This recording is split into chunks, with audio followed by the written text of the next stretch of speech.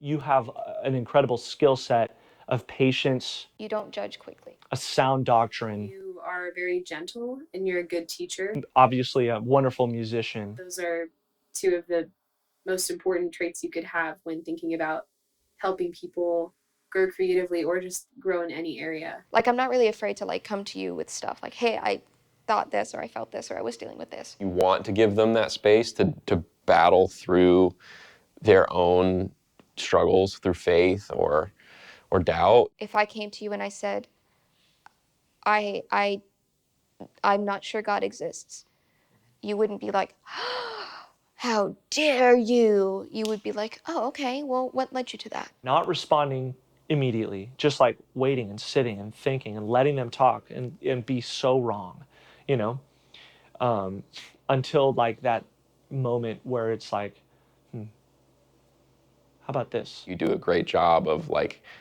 poking a fellow believer or brother or sister in Christ in prodding them in the ways that they need to be lovingly, admonished. We've talked about how you helped me as a musician, right? You've also helped me with faith, and you've asked me questions. You've always challenged me in my own faith. You take it very factually, or like very, very calmly, and you just try to understand. The most helpful way to spur someone on into their own growth is not to, come across as someone who has it all figured out, but to ask the right questions. If you didn't have an answer, you wouldn't try to cover it up with some nonsense. You'd be like, I'm not sure.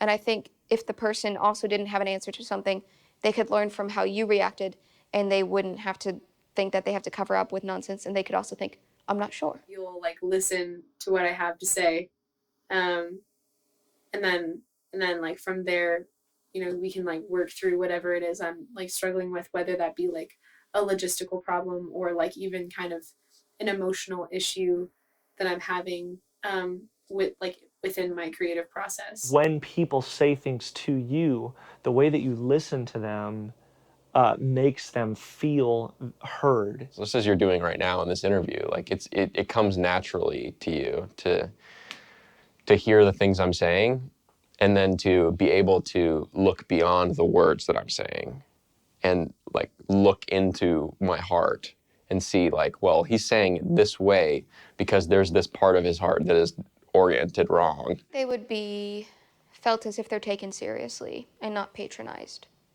while also not immediately disagreed. Like, nobody's like disregarding what they're saying.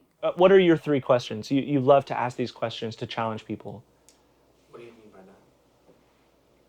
How did you come to that conclusion?